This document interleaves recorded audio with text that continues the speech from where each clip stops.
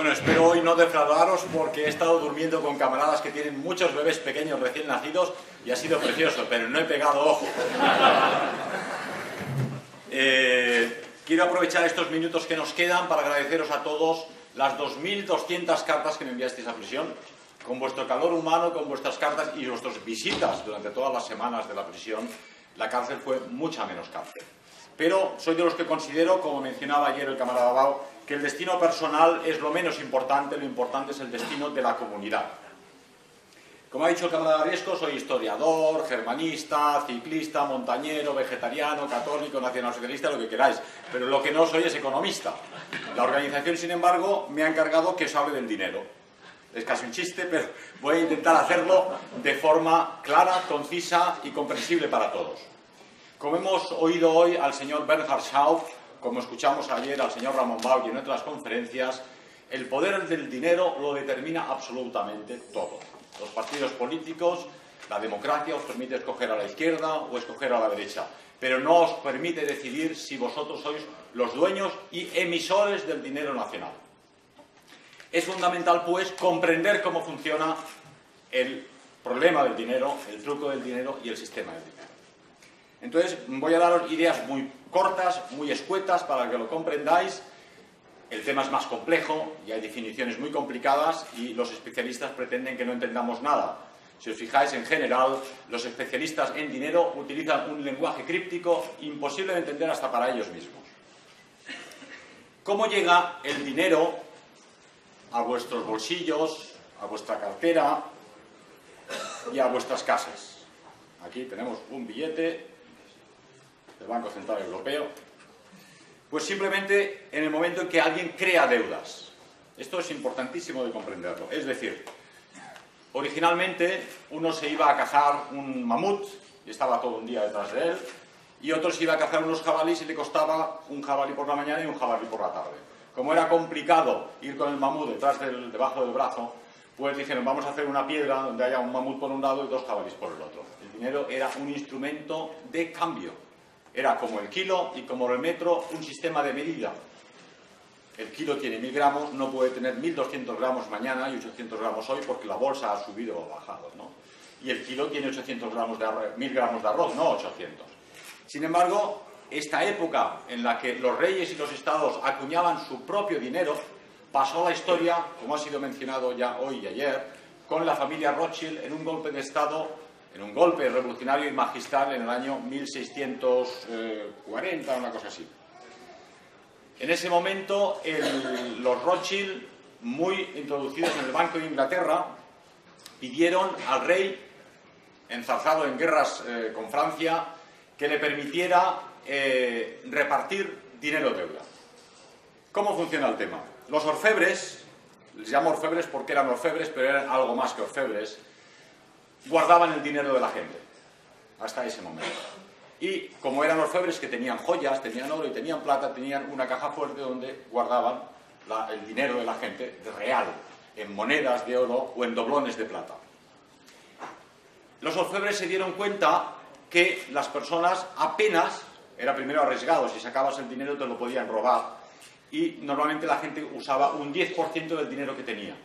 De aquello que había en la caja fuerte, solo un 10% era utilizado. Como era poco práctico, los orfebres empezaron a hacer recibos.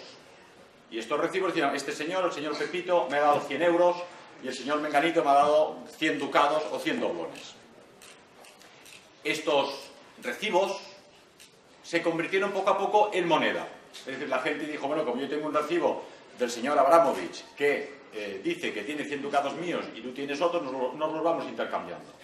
El sistema fue evidentemente muy práctico y entonces se crearon los décimos de aquel recibo. Habían recibos del 10% de aquel recibo, del 50%. Así surgió el dinero billete que tenéis en las manos. Eran meros recibos de un orfebre que tenía el dinero, los ducados, el oro y la plata real de las personas y vieron que la gente no iba a buscarlo. Y entonces crearon los recibos.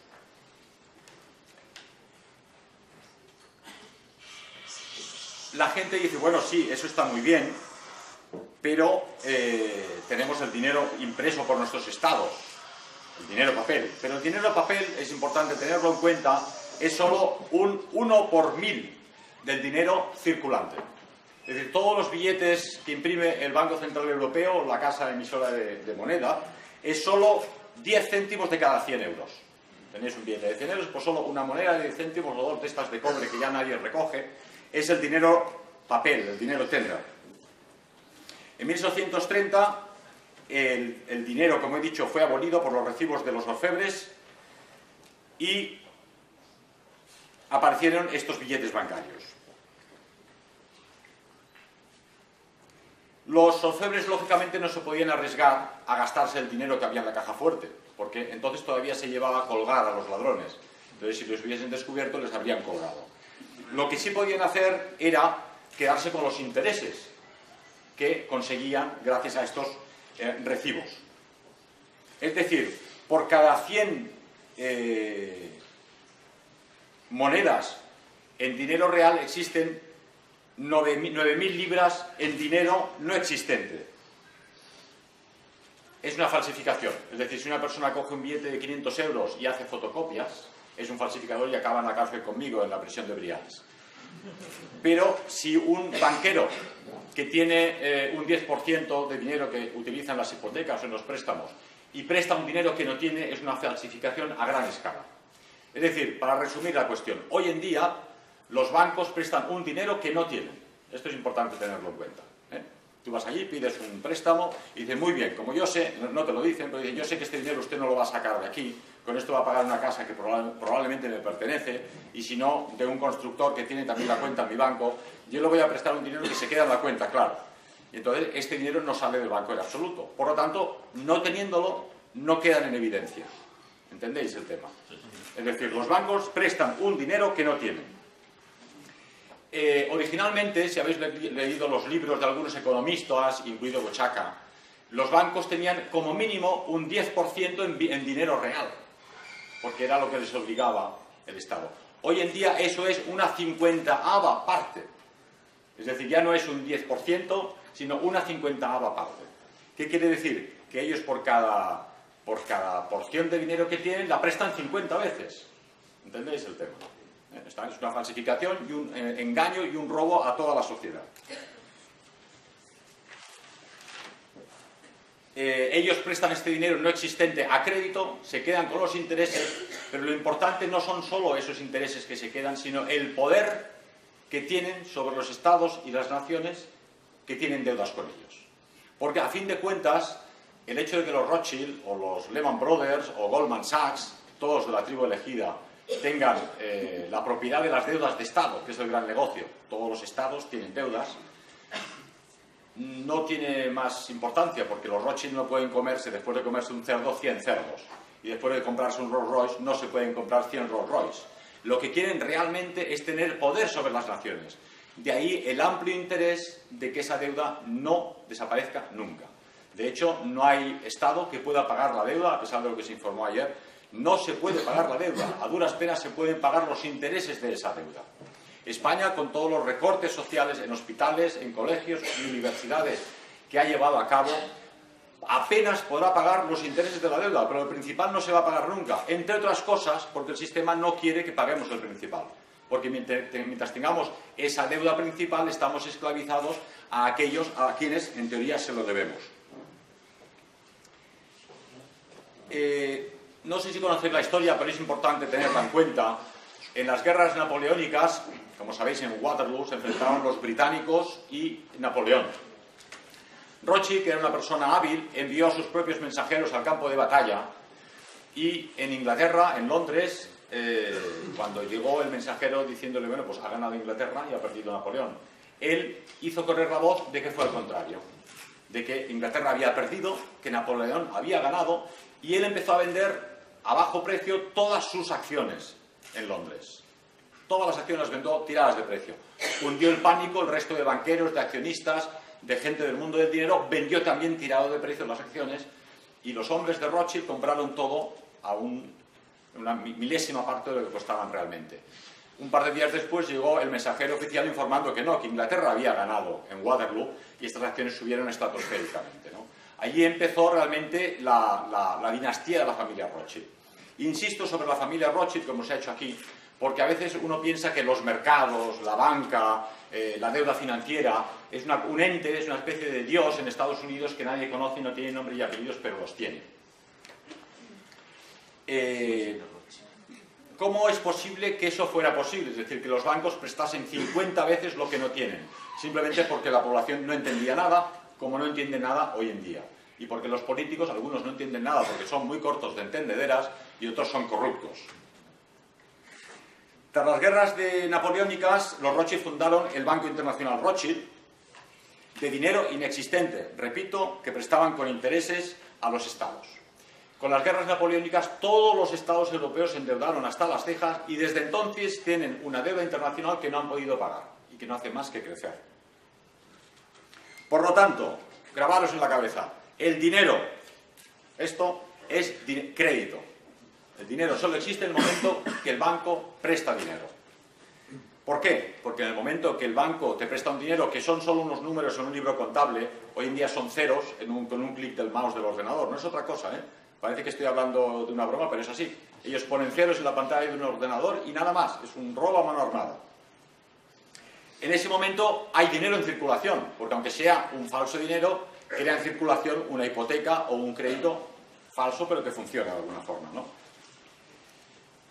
Segundo, todo el dinero es y permanece propiedad de los bancos. Los estados no pintan nada. Es decir, en Estados Unidos la Reserva Federal y en Europa el Banco Central Europeo son compañías privadas de emisión del dinero que han conseguido mediante un golpe de Estado interno. La Reserva Federal, como es sabido por muchos de vosotros, en 1913, un año antes de la Guerra Mundial, aprovechando Navidad, hizo firmar a los 4 diputados corruptos que la emisión de dinero fuera de la Reserva Federal, que no son más que 12 grandes bancos que emiten los dólares. El Estado norteamericano, el gobierno norteamericano, cuando necesita dinero, tiene que pedírselo a la Reserva Federal, que son 12 familias judías, ni más ni menos, ¿no? Entonces, el Estado norteamericano tiene que endeudarse con ellos y tiene que devolver ese dinero a intereses, dinero que evidentemente no puede devolver. Igualmente funciona con el Banco Central Europeo, que muchos piensan, bueno, en Europa es diferente, es falso. El Banco Central Europeo tiene un 16% el Banco de Inglaterra, a pesar de que el Banco de Inglaterra misma, no solo no está en el sistema euro, sino que está en manos privadas. El Banco de Inglaterra está en manos de los Rothschild. Pero el Deutsche Bank, en Alemania, un 26% del Deutsche Bank está en manos de los Rothschild, en base a testaferros que utilizan, ¿no? Entonces,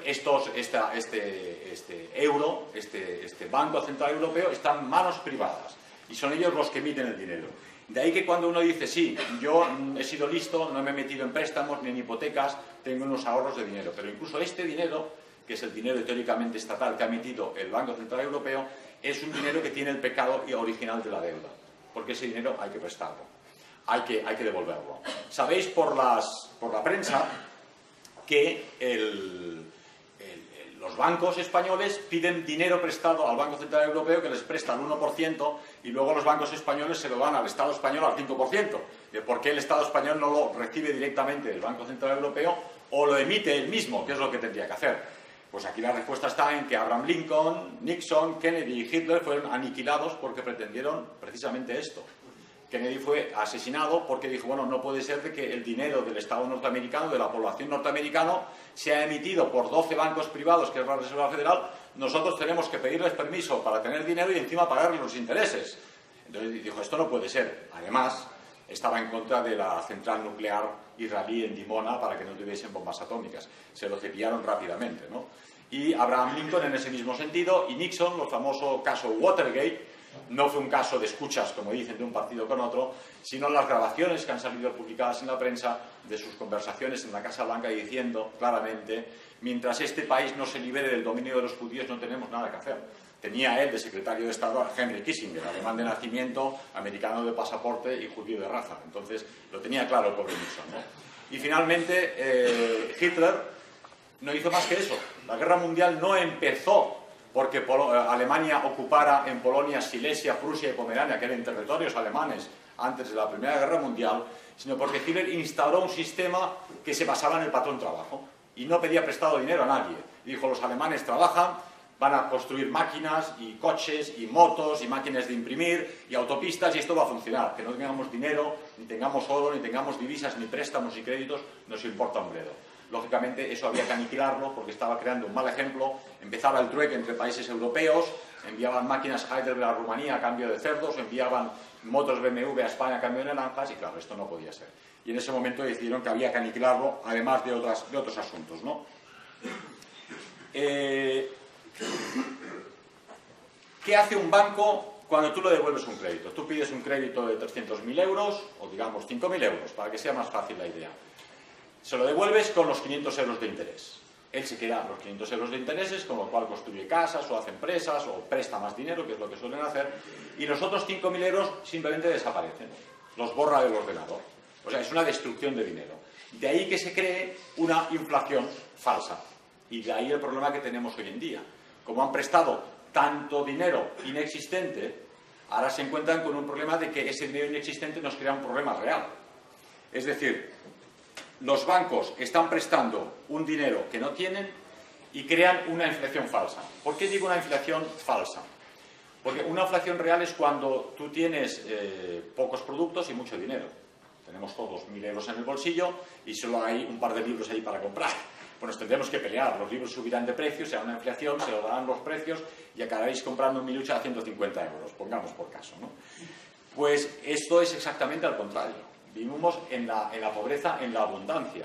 Las empresas están llenas de productos, los fabricantes de electrodomésticos no saben dónde venderlos, las fábricas de coches tienen coches, países pequeños en Europa superpoblados que no tienen espacio, tienen sobreproducción de trigo y de patatas y de tomates y de leche, vais al Aldi, al Lidl, al Capravo, al Corte Inglés, está todo lleno de productos, pero no tenemos billetes para comprarlos. Por lo tanto, es una falsa inflación, es una inflación financiera. Es decir, el pecado original del sistema es que vivimos en la pobreza, en la abundancia. Porque efectivamente ha habido otras épocas de la historia donde, por una desgracia ecológica, por una tormenta o por una helada, la cosecha de trigo era ruinosa, los españoles no habíamos traído las patatas de América y en Escandinavia se morían de hambre. Pero realmente pues no había producto y por mucho dinero que tuvieras tú no comías. Pero el sistema actual, el ingenio, la capacidad productiva, la capacidad de trabajo del hombre blanco ha conseguido que de pasar de que toda Europa pensaba Rusia y Ucrania será la gran reserva de trigo de Europa, ahora en Alemania y en estos países centroeuropeos que tienen poco territorio, producen tanto que lo exportan a Rusia y al extranjero, ¿no? Entonces, esto es importante tenerlo en cuenta. Vivimos en la pobreza, pero en la abundancia. Y no hay una inflación real, sino una inflación falsa. ¿Por qué todo deviene más caro? Que es el pecado original del dinero-deuda. Al no existir un dinero real porque prestan algo que no tienen, la única solución de que el sistema bola de nieve siga funcionando es que la economía no pare de expandirse y de crecer. Y otra cosa es que para devolver los intereses a los bancos, los precios no pueden dejar de subir. De ahí que desde que habéis nacido todos vosotros, los precios no hacen más que inflacionarse. Excepto en una época histórica, a los 12 años de gobierno de Hitler se consiguió lo que Feder llamaba el milagro de los precios fijos. En 1933 un coche valía X o un kilo de patatas y en 1945 valía lo mismo. Porque aquel que tenía la ocurrencia de inflacionar los precios porque quería ganar más dinero acababa en Dachau de forma automática. Pero realmente, ¿por qué pudieron conseguir el milagro de los precios fijos? Porque simplemente no creaban un dinero-deuda, que es el sistema que tenemos actual. Es decir, tenemos un tema que es el dinero es crédito. Al ser crédito, el dinero es propiedad de los bancos, que son empresas privadas. El dinero que nos prestan no existe y al devolverlo borran unos ceros del ordenador. Tercero, para mantener este sistema per in eternum, los precios han de crecer constantemente per in eternum. Por lo tanto, la inflación de los precios reales es constante. Los sueldos también van subiendo, pero siempre detrás de los precios, por lo tanto, un empobrecimiento general de la población. El crédito bancario es una pseudoinflación y el pseudodinero crea una pseudoinflación.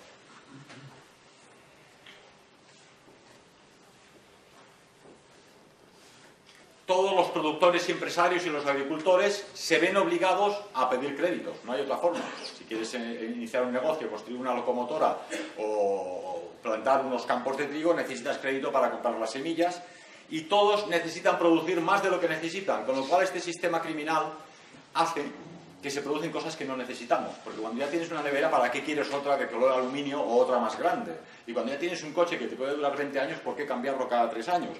Entonces, este sistema se basa en el consumo constante, sin tener en cuenta las necesidades reales de la población, sin tener en cuenta el expolio de la naturaleza, la contaminación de nuestro medio ambiente y un sistema de lujo constante que nos lleva a consumir constantemente, a convertir nuestras vidas y nuestras personas en simples consumidores. Y nada más, no tiene importancia nuestra espiritualidad, nuestras convicciones, nuestras tradiciones, sino que solo somos importantes en tanto que somos pagadores de hipoteca y pagadores de intereses al banco y consumidores de los productos que el sistema produce que no necesitamos en absoluto.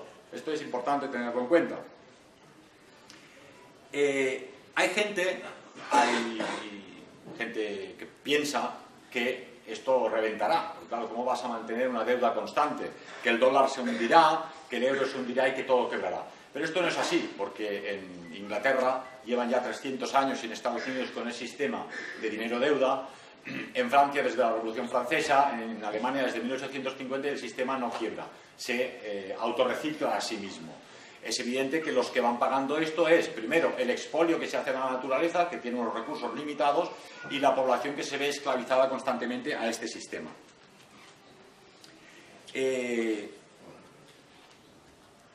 Normalmente las empresas tienen un 8% de capital propio, solamente. No pueden tener más, es la estadística generalizada. El resto del capital es un capital pedido a los bancos, por lo tanto las empresas, como he dicho, se ven también esclavizadas a los bancos. O sea que tenemos esclavizados a los individuos, a las empresas, a los gobiernos regionales, como es sabido en Cataluña, y a los gobiernos nacionales y a los gobiernos europeos. Es un sistema de esclavitud de las poblaciones. Uno dice, bueno, pero los estados no crean, como he dicho, pensando que este dinero lo emiten los estados no tienen deuda. Un caso, por ejemplo, en Alemania, después de 1945, se eliminó el Reichsmark, el marco del Reich, y se impuso el marco que impusieron los aliados. Pero este marco, que se repartió por igual a todos los alemanes 100 marcos, el Estado alemán lo pidió a los bancos prestado. Ya estaba instalado el nuevo sistema. Y el Estado alemán se endeudó para poder dar a cada alemán un billete de 100 marcos, ¿no? Igualmente sucedió con la reunificación de Alemania, de la República Democrática a la República Federal. El Estado federal dijo, no, a todos los alemanes del oeste les vamos a dar a todos 100 euros.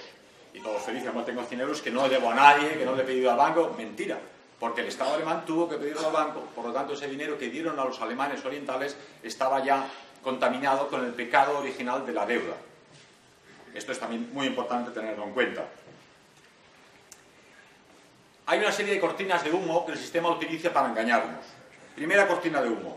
Los bancos prestan lo que nosotros les ponemos. Yo le pongo mis ahorros, como soy ahorrador, y ellos se lo prestan a uno que es un manirroto y ya le cobrará los intereses. Eso no es cierto, es una cortina de humo. En 1930 ya Mariner Eccles, un economista norteamericano, decía: los bancos crean todo dinero como crédito que prestan a estados, a empresas, familias, de la nada. Nuestros ahorros, la reserva mínima que ponemos en los bancos, atienden solo las menudencias de ventanilla. Es decir, lo que tú o yo ponemos en el banco en la libreta de ahorro es lo que utilizan en el cajero automático para que tú saques y hagas tus pequeñas compras, ¿no? Es cierto que a los bancos no les interesa mucho que tú saques tu dinero, porque ya no es un 10%, sino una 50ª parte. Es decir, la ley les permite prestar 50 veces lo que tienen ahí en caja. Si tú te llevas tus 1.000 euros, pues claro, no pueden prestar 50 veces esos 1.000 euros. Entonces, como mínimo, han de tener esos billetes allí. Entonces te dicen que te dan un 1%, que te dan una cafetera de plástico o un pito lo que quieran. Pero lo importante es que no saques el dinero, pero no porque ese dinero para ellos sea importante, es pura caldería, 10 céntimos por cada 100 euros. Quieren que lo dejes porque así el sistema les permite prestarlo 50 veces, es decir, abrir el ordenador y poner ceros a una deuda que crean contigo y que tú les tienes que devolver. Cuanto más dinero tenga real tuyo en el banco, más créditos puede entregar, por lo tanto más intereses puede cobrar. Segunda cortina de humo. Bueno, pero los bancos piden el dinero al Banco Central Europeo. Por lo tanto, el dinero que nos prestan, que nos dan para la hipoteca o para comprarnos el coche, es un dinero real. Solo es la calderilla, solo el 5%. El 1, un veinteavo, es dinero billete. O sea, los bancos piden un dinero al Banco Central Europeo, pero es 1 de cada 20 que sale al exterior. y además el dinero que es concedido a los bancos ni siquiera sale del Banco Central Europeo normalmente, ¿no? El 95% de ese dinero que el Banco Central Europeo, privado, en manos del Banco de Inglaterra, del Deutsche Bank, de los Rothschild en última instancia, y que luego los bancos os prestan a vosotros, es dinero nada, dinero deuda, son ceros en un ordenador. Esto es tan escandaloso que en épocas menos amariconadas como la actual estarían colgados de la farola. Pero realmente yo me he encontrado en prisión muchos falsificadores de dinero que solo hacían fotocopias de billetes para poder comer, y a estos sinvergüenzas los tienen codeándose con las instituciones. El dinero que vosotros ponéis en los bancos lo usan solo de reserva para poder prestar. Repito, 50 veces. Si tú les das 10.000 euros en metálico para que lo tengan a plazo un año o dos, 50 por 10.000 son 500.000 euros que prestan para que alguien se compre una casa. Ha esclavizado a esa familia de por vida hasta que se muera y además cobrará los intereses. En la revista Forbes, los Rothschild nunca aparecen. ¿Por qué no aparecen nunca los Rothschild en la revista Forbes, que es la revista donde dice, bueno, el más millonario este año ha sido Pepito y Funganito? Meyer Amschel Rothschild, muy inteligentemente, antes de morir dijo a sus hijos, uno lo envió a Viena, otro a París, otro a Londres, otro a Madrid, otro a Italia, la fortuna Rothschild permanecerá en manos de la familia, pero no en manos de uno solo de los individuos. La familia Rothschild hoy en día está formada por 150 cabezas discretas, que aparecen en los medios de comunicación, y la fortuna la hereda toda la familia. Por lo tanto, no aparecen en la Forbes. Pero son la familia más poderosa, con más dinero, porque se han especializado en el negocio de la deuda de Estado. Ellos solo prestan a los Estados y los crean unas deudas de los Estados que los Estados no pueden devolver. Se dice, bueno, pero al tercer mundo hay que darles dinero. Sí, Europa les presta dinero al tercer mundo y Europa tiene que devolverlo a los bancos, que son los Rothschild. Por lo tanto, al final el tercer mundo trabaja también para los Rothschild. Una cuestión que he mencionado en algunas otras conferencias. El mundo entero está endeudado. El tercer mundo debe a Europa, Europa debe a Estados Unidos y Estados Unidos se debe a sí mismo 5 veces todo lo que es y todo lo que supone. Y bueno, pues si todos estamos endeudados, ¿quién está cobrando? Los marcianos. Porque alguien tiene que estar cobrando estas barbaridades. Pues efectivamente los marcianos, aquellos que han enviado a la luna al señor Xiao hace un momento.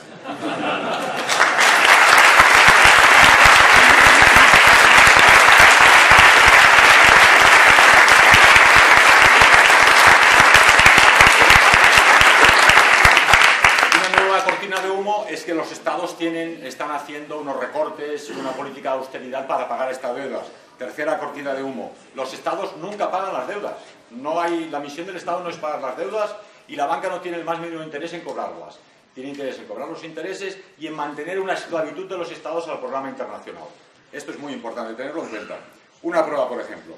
Entre 1970 y 1998, los 11 estados de la Unión Europea cada año crearon nuevas deudas por un 3,57 de su Producto Interior Bruto. O sea, aproximadamente un 4% del PIB eran los intereses que pagaban de su deuda. En el mismo periodo han pagado un 4% de su PIB en intereses de la deuda. ¿Cómo van a pagar las deudas si ya el dinero que recaudan para pagar es el montante de los intereses? Es un imposible, ¿no? Entonces, los estados, haceros a la idea, no van a pagar las deudas, ni las pueden pagar, ni el tema es, ni el interés general de la banca internacional es que lo paguen. Lo que sí sucede es que hay países, lo hizo Inglaterra en la década de Thatcher, vamos a apretar las tuercas, vamos a ahorrar por todas partes, pagaremos la deuda, lo que crean allí es una recesión real, que es lo que está pasando en España con el gobierno del PP. Al cerrar las tuercas y no haber dinero circulante, aunque sea dinero falso, pues claro, todo se paraliza. ¿Cómo acabó el tema? Acabó que Inglaterra volvió a pedir créditos a la banca internacional y la cosa floreció otra vez. Pero se mantuvo esclava de la banca internacional. ¿Qué es como acabará aquí?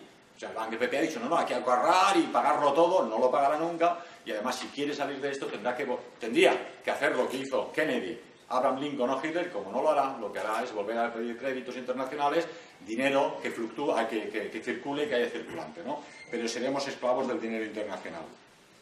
El principal de la deuda, subrayo, no desaparece nunca.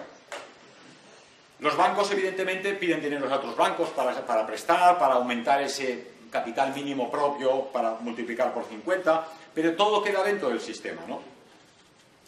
Para que os hagáis una idea, Alemania, por ejemplo, entre 1970 y el 2000 tenía una deuda de Estado de 2,2 billones.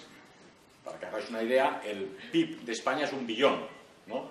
Y la deuda de España es 1 billón. Tendríamos que inventar 1 año y medio para poder la deuda, es que es un imposible, ¿no?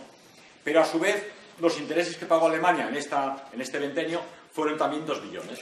Entonces, es imposible que pague Alemania la deuda. Si los intereses de la deuda son 2 billones y tiene 2,9 billones de deuda, ¿cómo los va a pagar? No los pagará jamás.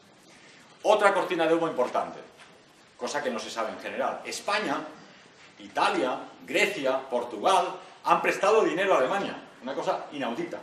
Pero Alemania a su vez ha prestado dinero, que está endeudada hasta el gorro, a España, a Grecia y a Portugal.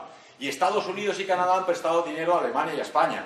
Y Alemania ha prestado dinero a Canadá y a Estados Unidos. ¿Cómo funciona eso? Funciona simplemente que lo que interesa es que todos los estados estén endeudados.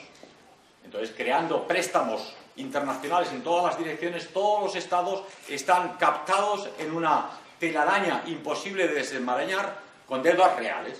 Entonces, el tema de la deuda y de la crisis financiera actual no tiene nada que ver con dinero o con que los europeos no produzcan o no sepamos ya fabricar locomotoras o no tengamos trigo para comprar, ni sillas para intercambiar, ni mesas. Sabéis que cuando salís de aquí hay de todo, absolutamente de todo. El tema de la deuda financiera es un tema político. Lo que se pretende es, con los eurobonos, obligar a los estados europeos a renunciar a su soberanía y aceptar primero una unión fiscal, luego una unión de Ministerio de Finanzas, finalmente una unión de facto real, una dictadura europea que ha de ser un paso más hacia la dictadura de la humanidad que pretenden aquellos de la Luna.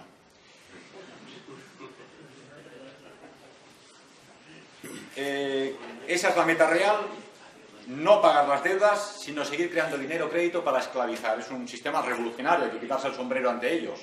Los políticos, los que han enganchado carteles, incluso los que han organizado guerras muy bien organizadas, no han conseguido lo que ha conseguido esta gente. Es decir, que todas las naciones del planeta trabajen para Occidente y Occidente a su vez para estos señores. De ahí que el Estado está siempre en bancarrota, por definición. En este sistema el Estado ha de estar siempre en bancarrota, porque tiene una sobredeuda. A veces dices, bueno, ¿y cómo haremos cuando tengan tanta deuda y estén tan endeudados y se devalúe tanto el dinero y suban los precios? Pues quitan ceros. Esto lo han hecho ya en Italia con las liras, que un lápiz valía 1 millón de liras, le quitaron todos los ceros y valía pues 1 euro, ¿no? Lo han hecho en Rumanía al quitar el lei y poner el ron, y lo han hecho en Francia cuando quitaron el franco viejo y pusieron el franco nuevo. Por un franco nuevo les dabas 2 viejos y te daban 1 nuevo. Aquí podría pasar que un día le digan, mire, los euros que tiene en el banco, pues por cada 2 euros le damos 1 euro nuevo. Es más bonito, es más brillante, está muy bien diseñado, pero por cada 2 euros antiguos le damos 1 nuevo, ¿no? Es así.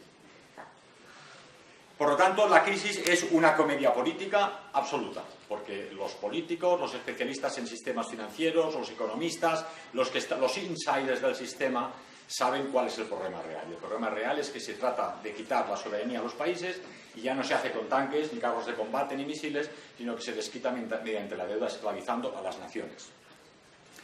Una prueba de ello está en que, bueno, Europa está en deuda, el euro está en crisis, porque hemos de rescatar a Grecia. Grecia tiene un 150 de su PIB en deudas. Todo hay que decir, Goldman Sachs es un subcontratista de la banca Rothschild, engañó, como sabéis, al gobierno griego, corrupto o no, y les hizo aceptar créditos impagables, que a su vez les dijeron tranquilos que esto lo pagará la Unión Europea, y así empezó el tema. Pero Grecia, con un 150% de su PIB en deuda, solo es el 3% del PIB de la eurozona, un 3% solo.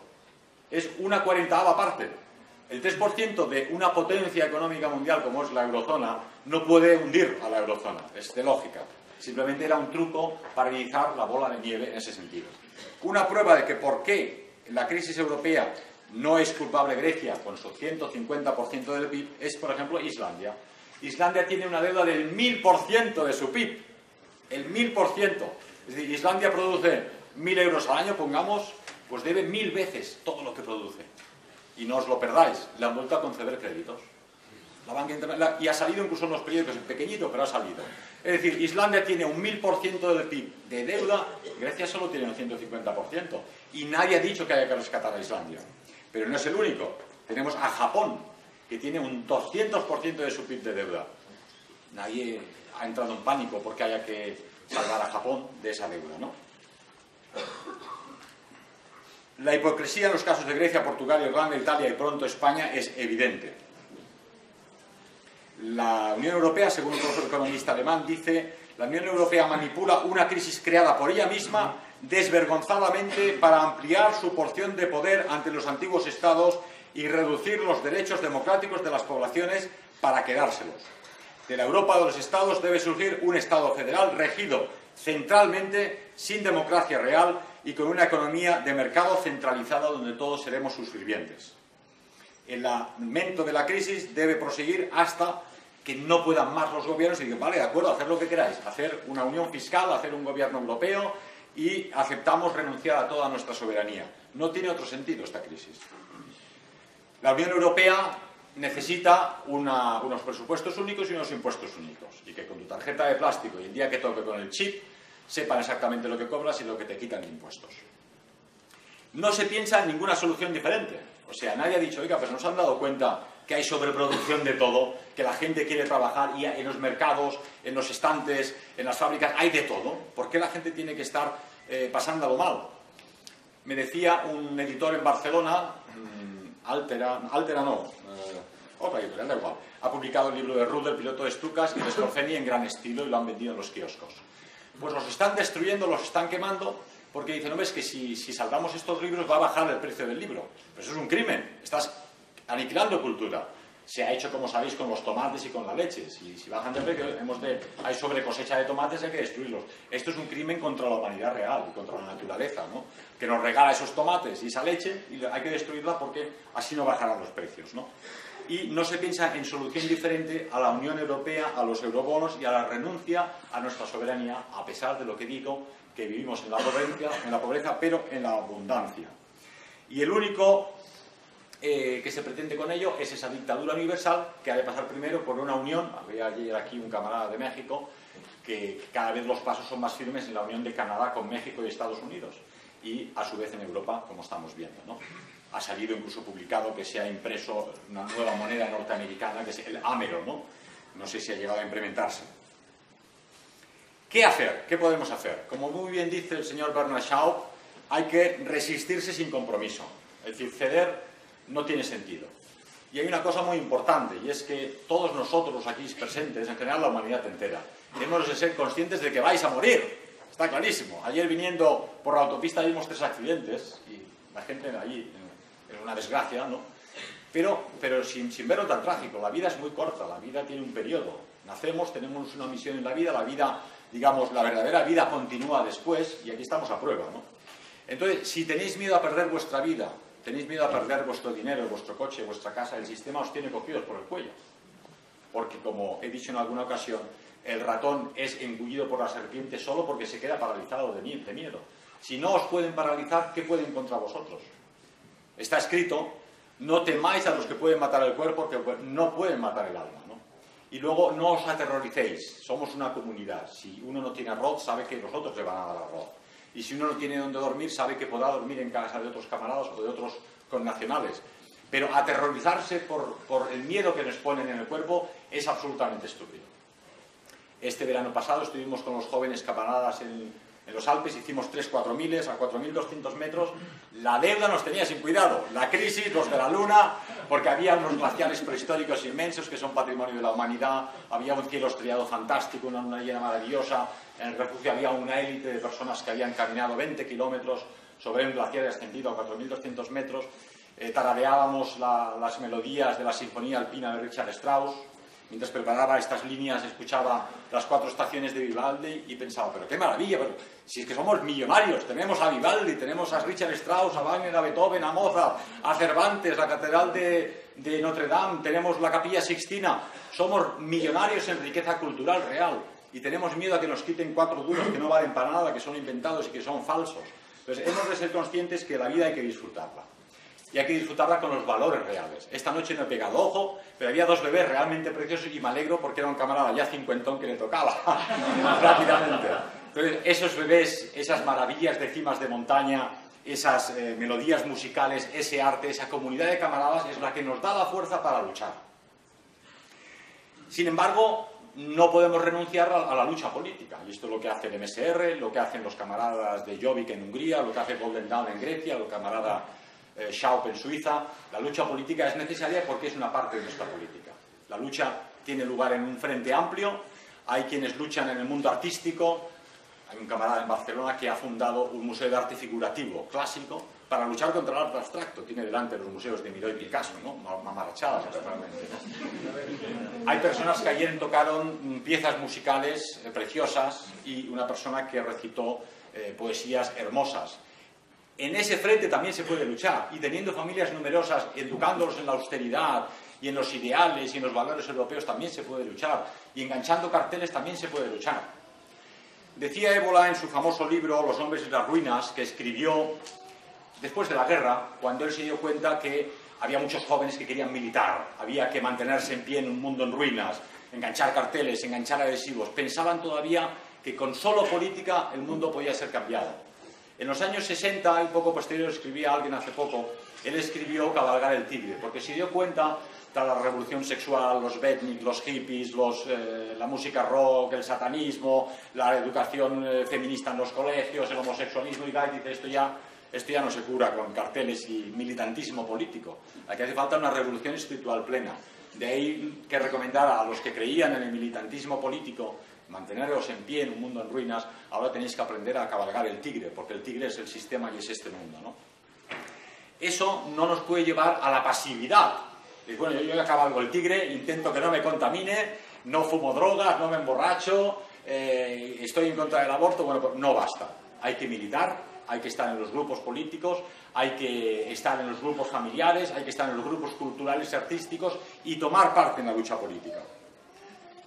Es muy importante informar e informarse. Esto que estamos diciendo aquí, hay que repetirlo alrededor de vuestras familias, en vuestros trabajos, en la gente que os conoce y que, a la que llegáis, y protestar contra el sistema. No contra los bancos solamente, porque el problema, como he dicho, no son solo los bancos, sino el sistema en sí.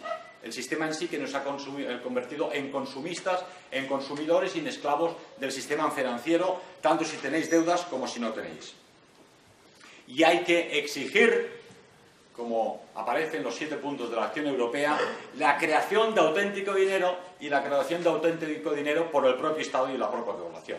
Lo que no puede ser es que la banca federal, 12 familias judías, impriman y editen y emitan el dinero de los norteamericanos, y aquí lo hacen los Rothschild a través del Banco Central Europeo. Eso es inadmisible, y eso tendría que estar en el programa político, punto número 1, de cada uno de los movimientos políticos europeos, tanto en España como en el resto de los países. Hay que llamar a la abolición del crédito bancario y a la abolición de los intereses, que la Iglesia Católica consideraba a usura hasta hace bien poco, a partir del 4%. Iba a introducirme ahora para demostrar cómo son los Rothschild realmente los dominadores del sistema bancario actual. Es decir, no son los mercados, alguien anónimo que está detrás, sino que es la familia Rothschild, estos 150 cabezas que dominan los sistemas financieros y que tienen el poder del mundo, porque dominan a los estados. Comprometeros, no temáis, decía muy bien en su último libro Shamir, y no hacía más que copiar cómo vencer el paradigma judío, repetir la frase de Jesucristo: no tengáis miedo, la vida empieza después, yo estoy con vosotros, vais a tener miedo de estos que no creen en mí, de esos que dominan el dinero. No tengáis miedo, porque si tenéis miedo estamos perdidos. Jockey afirmaba en Imperium que estamos en una época donde se va a exigir de la juventud más que nunca antes, pero hemos de ser conscientes y estar convencidos de que contra el espíritu del heroísmo, decía aquí el camarada Riesco, no hay fuerza material que pueda prevalecer.